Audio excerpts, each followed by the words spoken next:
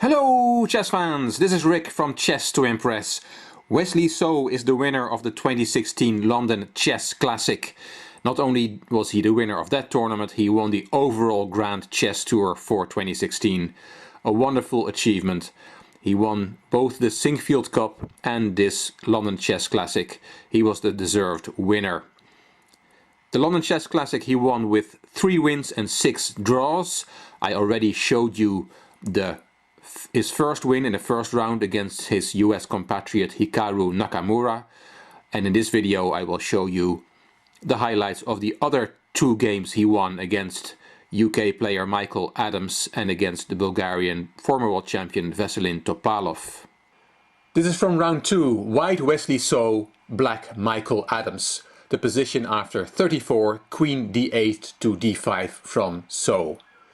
White is slightly better, he has the 2 bishops, but it is still a game. This is by no means a winning position yet for white.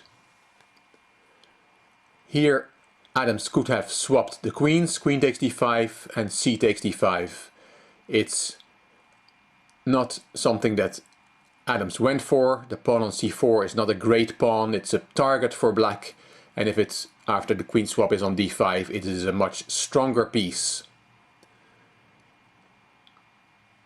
But maybe later Adams regretted that he had not gone for the queen swap here. He played queen g6, king g2, king e7, f4, grabbing more space.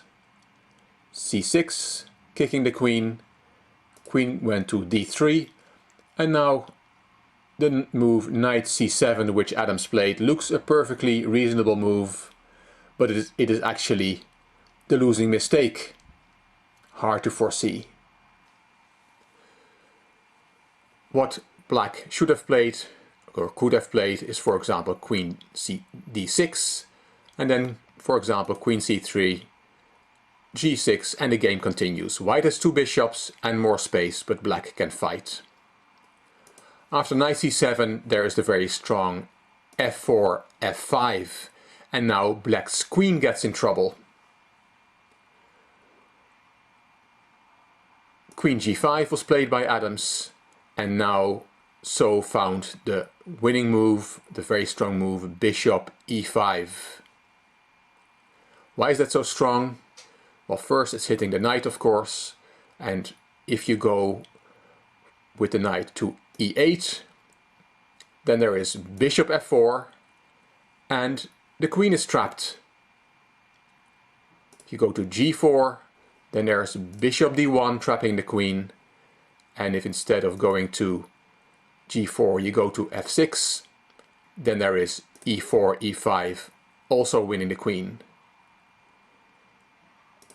Quite remarkable. Adams didn't see anything better than to play knight e6. Yes, that piece can be taken and was taken by So, and Adams now saw that he cannot take on e5, regaining the piece, because then there's queen d7 check. If the king goes to f8, there's queen takes f7 checkmate. And if the king goes to f6, then there is also a checkmate in a few moves. Queen takes f7 check, king g5, h4 check, king g4, and either bishop d1 mate or queen f3 mate.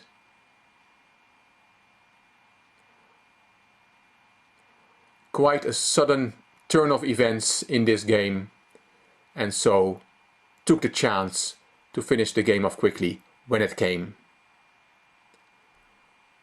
This was the second round, and after this game he was on 2 out of 2.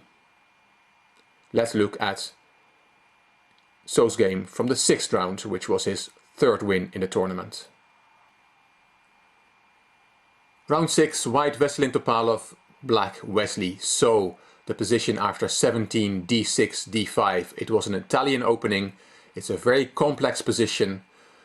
Black is going to attack white's king. His own king is open as well, but it turns out black's attack is quicker. Please note the bishop on a7, which is a very important attacking piece all the way from the other side of the board. It's looking at white's king, sniping away in the corner.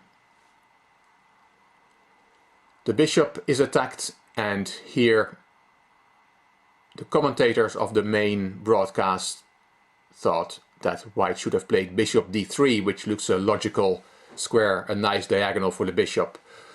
But Topalov decided on bishop e2. Yes, it's hitting the pawn on g4, but after queen g5, which is a move that black wants to play anyway to get his attack going, that pawn is sufficiently protected.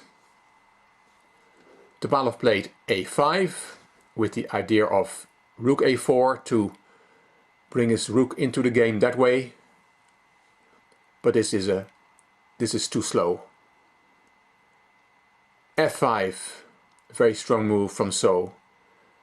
He's threatening f5, f4, so this pawn has to be taken en passant.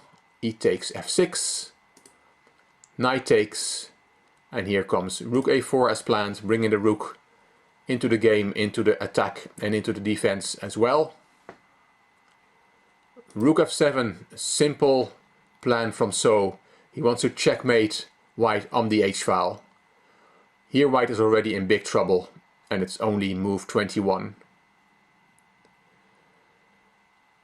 It shows that white is in big trouble because the computer here gives as the best move rook d4, blocking that diagonal but giving up an exchange. So it's that bad with white already that he has to give an exchange here. Topalov did not play rook d4, he played rook e1. He wants to defend against the checkmating idea on the h-file with knight f1. If now, for example, So would have tried the checkmating idea with rook h7, which he didn't play, then there is knight f1, and after queen h5 there is knight h2, and that stops the checkmate on the h-file. So that doesn't work. So saw that and played the very strong move knight h5 instead.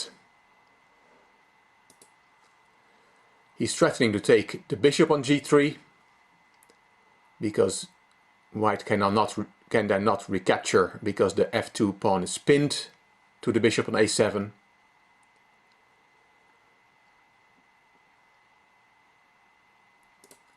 Topalov decided to take on g4, take the pawn, but after knight takes g3 he cannot take as said, and he is totally lost. Topalov tried rook e8 check, some desperate attacking attempt, but after king g7 and rook takes c8, black could just have taken back that rook, but he has a stronger move. He played bishop takes f2 check. King h2 is the only legal move, and now So immediately played queen e5. He had seen the finish of the game here already. He doesn't bother about taking back on c8, he doesn't bother about white taking on a8. He sees that he's going to checkmate white's king here.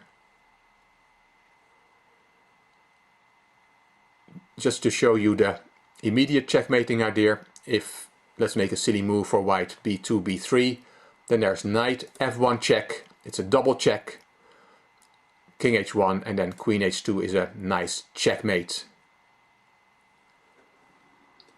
Topalov played king h3 and resigned after So played knight e2 because he's going to get checkmated. 27 moves.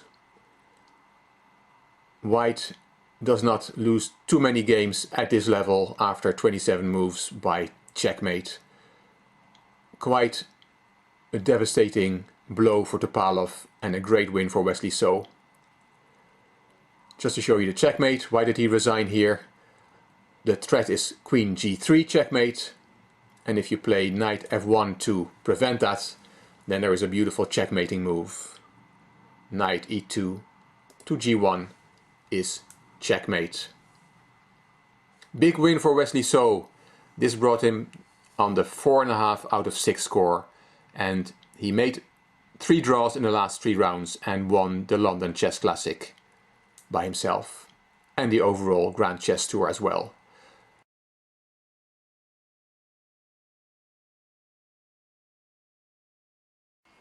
Wesley So said after the tournament, "It's a big honor for me winning the Grand Chess Tour and the London Chess Classic.